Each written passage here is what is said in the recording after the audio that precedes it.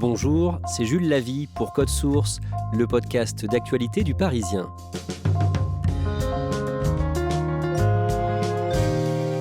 Le jeudi 28 octobre, à Paris, Mathieu Langlois, 51 ans, a témoigné au procès des attentats du 13 novembre.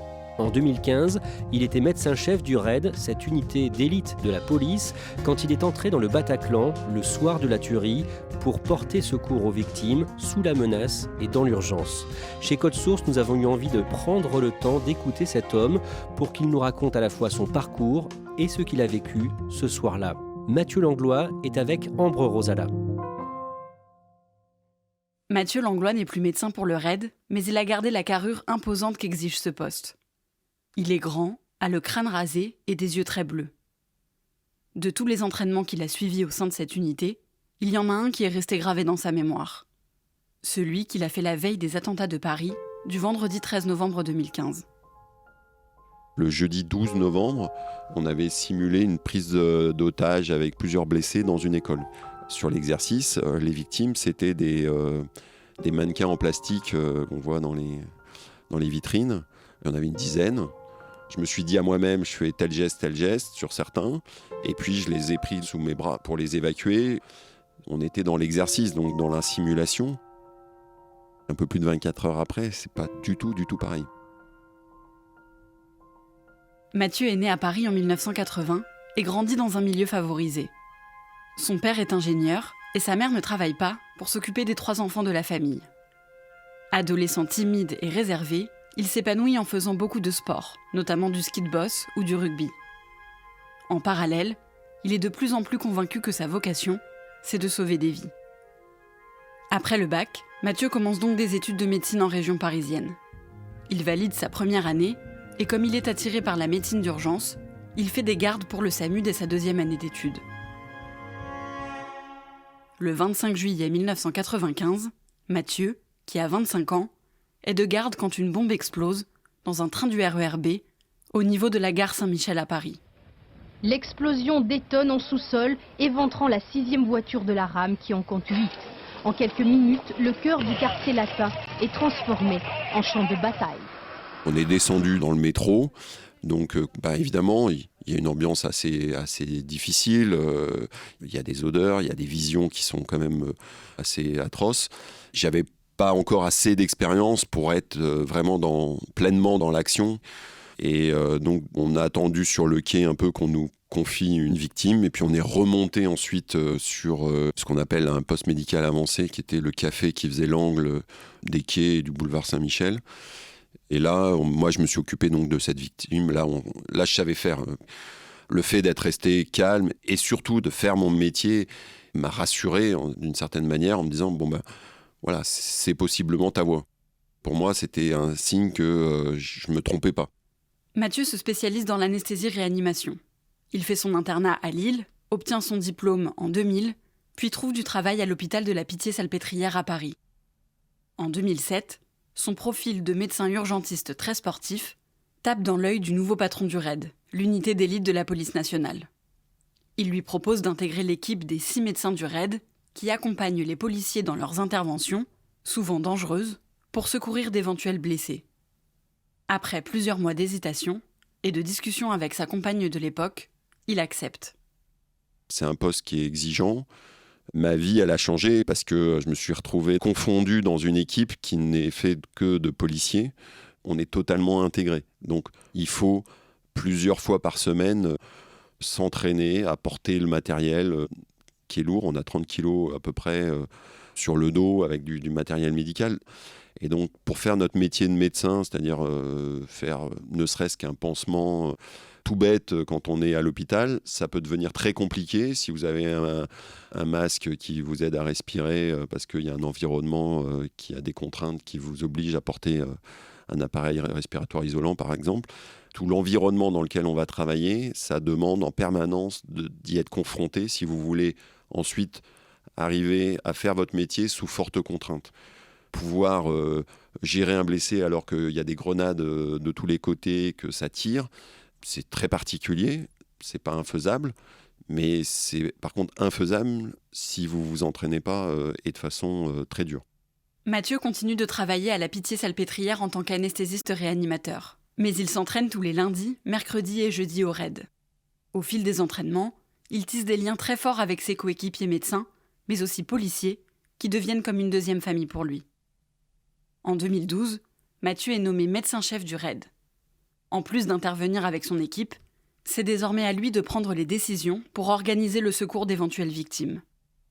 En mars 2012, un terroriste islamiste, Mohamed Merah, assassine 3 militaires à Toulouse et Montauban, puis tue un enseignant et ses 2 enfants devant une école juive quelques jours plus tard. Un grand titre domine l'actualité ce soir, le choc et la terreur à Toulouse où une tuerie dans une école juive a fait 4 morts ce matin, dont 3 jeunes enfants. La police est sur la piste d'un tueur en série, édition spéciale dans ce journal. Mohamed Merah est identifié, puis retrouvé, et une équipe du RAID est envoyée chez lui le 21 mars pour l'interpeller. Un premier assaut est donné, mais Mohamed Merah ouvre le feu et blesse 2 policiers. Le RAID décide alors de se retrancher dans l'appartement d'à côté, le temps des négociations, et l'équipe de Mathieu arrive sur place en renfort. Il y a un temps d'attente, il faut savoir gérer ce temps-là. Et surtout pas être sous tension et pression en disant voilà, qu'est-ce qui va se passer. Je me souviens avoir mangé les 2 sachets de fraises Tagada dans une chambre d'enfant où j'y attendais. J'en avais marre de voir les sachets de fraises Tagada. Je les ai mangés. J'espère que le petit garçon m'en voudra pas. Et après, il y avait un autre truc, c'est les regards entre nous. Moi, j'étais qu'avec des opérateurs du RAID. On se connaissait par cœur. Mais je voyais que dans leurs regards, ils me regardaient d'une façon différente parce qu'il y avait de la tension, le niveau de menace était vraiment élevé. Ils me regardaient et leur regard voulait dire je vais aller au feu, mais t'es là. On compte sur toi. Et moi, mon regard devait leur dire écoute, je suis là si t'es blessé, mais par contre, toi, tu vas me protéger. Voilà, chacun son rôle. Après un siège de 32 heures, l'assaut est donné le 22 mars. Vous les entendez derrière moi, depuis à peu près 20 secondes, on entend des tirs en rafale, des tirs à l'arme lourde vraisemblablement. Mathieu entre dans l'appartement du terroriste en même temps que son équipe. C'est sa première grosse intervention. L'assaut est très violent et plus de 300 coups de feu sont échangés pendant plus de 10 minutes. C'est la fin de la cavale tragique de Mohamed Merah. Il n'est pas possible que ce ne soit pas l'issue qui nous parvient dans quelques minutes. Mohamed Merah meurt dans l'assaut et 2 policiers sont légèrement blessés. Mathieu les prend rapidement en charge et tire déjà, avec le patron du RAID, les premiers enseignements de cette intervention. On a commencé à ce moment-là à visualiser ce qu'allait être la problématique des tueries de masse, avec clairement un environnement ultra hostile. Et l'objectif, il était comment, sur une tuerie de masse avec de très nombreuses victimes, on va les évacuer ou les extraire, faire du sauvetage sous la menace pour pouvoir les mettre en sécurité le plus vite possible et pouvoir les confier ensuite aux services de secours et les envoyer vers l'hôpital le plus rapidement possible. On s'est mis à construire ce qu'on a appelé ensuite la doctrine médicale d'intervention. Depuis, Mathieu et ses coéquipiers répètent cette doctrine sans cesse lors de leurs entraînements. Le 13 novembre 2015, Mathieu Langlois passe la journée au bloc, à la Pitié-Salpêtrière, comme tous les vendredis. Puis il rejoint sa compagne de l'époque. J'arrivais à un concert en banlieue parisienne avec mon ex-femme. J'ai écouté mais vraiment le début. Et ensuite, mes 2 téléphones et mon beeper sonnent. Le message dit « Retour service, attaque terroriste sur Paris ». Mais sans préciser, sans dire plus. Donc je sors juste pour donner un coup de téléphone et puis j'y retourne pour dire à mon ex-femme qu'il faut que je retourne en urgence sur la base du RAID. Mathieu arrive à la base du RAID et enfile son équipement calmement, comme il l'a répété des dizaines et des dizaines de fois. Il apprend que des fusillades ont lieu sur plusieurs terrasses à Paris et au Bataclan. Comme il y a 4 médecins sur place, dont Mathieu, il décide de faire 2 équipes, l'une pour les terrasses, l'autre pour la salle de concert. Il choisit d'aller au Bataclan et prend avec lui Manu, un 2e médecin qui sera sous ses ordres et qu'on appelle un Med 2. Ils arrivent au Bataclan vers 23h, où la BRI, la Brigade de Recherche et d'Intervention, est déjà sur place. Quand on descend des véhicules, qu'on entend des policiers nous dire « planquez-vous, ça tire », qu'on voit des corps sur le passage Amelot et puis devant le Bataclan en particulier, là je me suis dit « mais qu'est-ce que je fous là ?» Et puis de « qu'est-ce que je fous là ?» vous n'avez même pas fini votre phrase que vous êtes passé sur « je sais ce que je fous là ». Si je suis là, c'est pas un hasard et c'est surtout pas pour ne rien faire. Mathieu apprend qu'un terroriste a été tué par un policier de la BAC. Même si 2 autres assaillants sont encore à l'intérieur, au premier étage de la salle de concert, et détiennent des otages, Mathieu Langlois et le patron du raid décident d'intervenir au plus vite pour évacuer les blessés à l'intérieur de la salle. Avec l'aide des pompiers et d'autres policiers, Mathieu installe ce qu'on appelle un nid de blessés à l'entrée du Bataclan, un endroit où les victimes vont pouvoir être prises en charge après avoir été évacuées de la salle. Mathieu et Manu, le maître d'eux, entrent à l'intérieur de la salle et se dirigent directement vers la fosse où il y a le plus grand nombre de victimes. On rentre en colonne. Quand on progresse, donc il y a évidemment malheureusement des corps partout. Là, on se dit waouh, ça va être très dur, mais si je suis là, c'est pour faire quelque chose. On est en permanence avec l'idée que les tirs peuvent reprendre, qu'un terroriste peut sortir de n'importe où, que ça peut surtout exploser à tout moment. Donc, la priorité, c'est d'évacuer les victimes. Vous vous dites bon, allez, maintenant, action. La première chose que j'ai fait, c'est demander à tous ceux qui peuvent marcher ou qui peuvent se déplacer de venir vers nous. Malheureusement, j'ai vu des regards, j'ai vu un bras qui se levait, mais personne n'a bougé. Je me suis dit, oula, ça va être encore plus compliqué que ce qu'on pouvait faire en exercice. Je l'ai demandé 2 fois, personne n'a bougé. Là, il n'y a pas d'autre choix, c'est d'aller faire une deuxième évaluation, une deuxième priorisation entre malheureusement ceux qui sont déjà décédés et ceux qui sont encore vivants, en faisant évacuer d'abord les plus graves et puis après les moins graves. Les blessés les plus graves, ceux qui sont inconscients, finalement c'est plus facile. Les blessés qui ont beaucoup de fractures, qui sont conscients, qui souffrent, ça demande une prise en charge psychologique en même temps. Je me souviens d'un jeune homme qui avait là une fracture de la jambe et je lui dis est-ce que si je te porte sur mon épaule ça va aller? Il me dit oui, et puis ensuite quand je l'ai allongé au nid de blessé, j'ai vu qu'il avait la cheville, le tibia complètement explosé. Pourtant il a accepté de me faire confiance et de me suivre. Après je me suis dit waouh, en temps normal jamais je l'aurais fait comme ça, jamais. J'aurais fait tout ce qu'il fallait pour qu'il ne souffre pas et après je l'aurais évacué. C'est pas par gaieté de cœur, au contraire. Si vous le faites, c'est que vous jugez que c'est la seule et unique solution. Vous savez ce que vous lui demandez, vous savez les souffrances que vous allez lui imposer. Donc c'est psychologiquement dur. Vous devez comprendre les émotions aussi bien des victimes que par exemple de certains policiers qui ne comprenaient parfois pas les décisions que vous leur demandiez de faire. Je me souviens des policiers qui voulaient absolument évacuer une femme. Elle avait une blessure dramatique à la tête. Et je leur ai dit non, vous prenez, pour l'instant, on la laisse demi-assis. On va prendre d'autres personnes avant parce qu'ils ont plus de chances de survivre que cette femme-là. On ne l'a pas laissée, on l'a évacuée quand même. C'est un choix qui peut paraître difficile, mais on est là pour faire ce choix-là. Et on l'assume pleinement. Mathieu et Manu évacuent toutes les victimes présentes dans la fosse en 1 heure. La BRI lance l'assaut vers minuit et Mathieu est encore en train d'évacuer une centaine de victimes réfugiées à l'étage du Bataclan. Un policier de la BRI est blessé, mais aucun otage n'est touché. Mathieu et Manu terminent d'évacuer les victimes vers 1h30 du matin.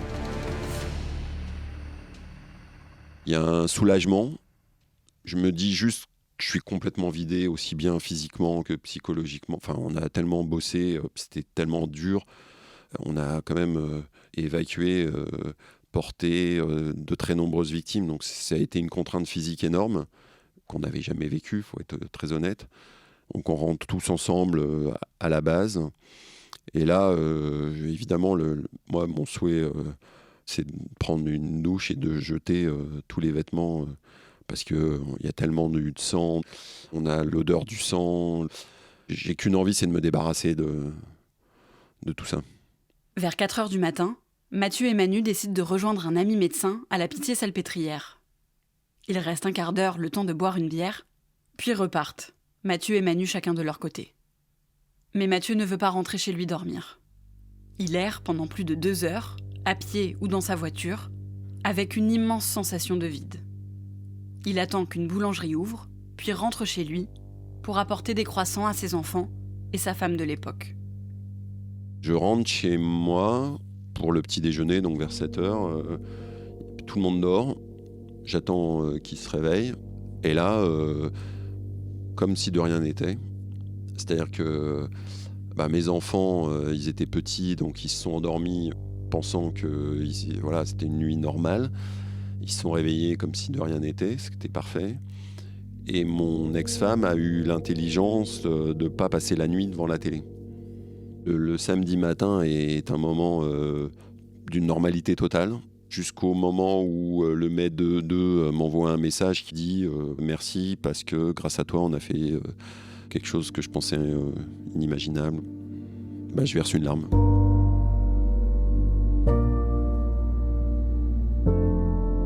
Je savais qu'on était préparé pour ce type de mission, que ça avait été particulièrement dur, mais qu'on avait donné le meilleur de nous-mêmes, en tout cas le maximum. C'est un entraînement qui est dur, c'est un métier très dur, qui prend beaucoup sur la vie personnelle, mais voilà, ce soir-là, on savait pourquoi on s'entraînait autant et pourquoi on était là.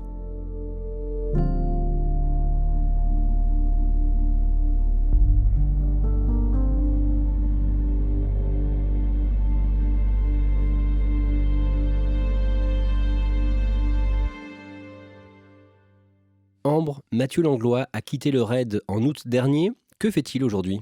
Alors, il continue à exercer un peu en tant qu'anesthésiste réanimateur, mais il a surtout ouvert une boîte de conseils.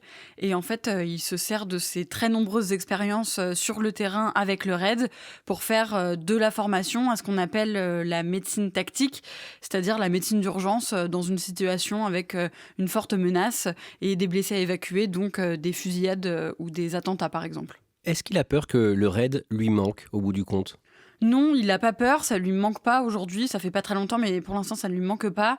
Il m'a expliqué que ça avait été une expérience très enrichissante pour lui, qu'il avait noué des liens très forts avec ses coéquipiers, mais aujourd'hui il estime qu'il a fait son temps et qu'il était temps de faire autre chose. Merci Ambre Rosala et merci à Marine Legrand et Pascal Aigret pour leur aide. L'actualité du procès des attentats du 13 novembre est à suivre en direct sur leparisien.fr avec les articles de nos reporters qui couvrent cette audience historique. Cet épisode de Code Source a été produit par Thibault Lambert, production Julien Moncouquiol. Code Source, le podcast d'actu du Parisien, est disponible sur toutes les plateformes. Nous publions un nouvel épisode chaque soir de la semaine. N'oubliez pas de vous abonner pour ne rien rater. Vous pouvez nous suivre sur Twitter, nous laisser un commentaire sur votre application audio préférée ou nous écrire directement codesource@leparisien.fr.